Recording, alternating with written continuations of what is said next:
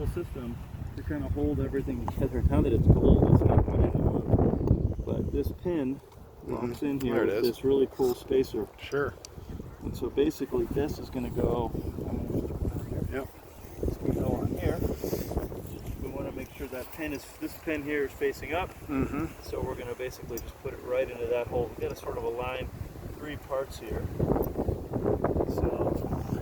But we'll just go ahead and we'll keep this together. Oh yeah, this and then this is not something that you have to take apart. But this will be good to see the procedure. Oh, I should probably put that in first. See where it goes right there. Yep. Put this on first. And then let me just double check to make sure it fits. It's right. Yep, that's right. Now we'll put this here. Line up that hole and this hole. Kind of get all 3 holes lined up.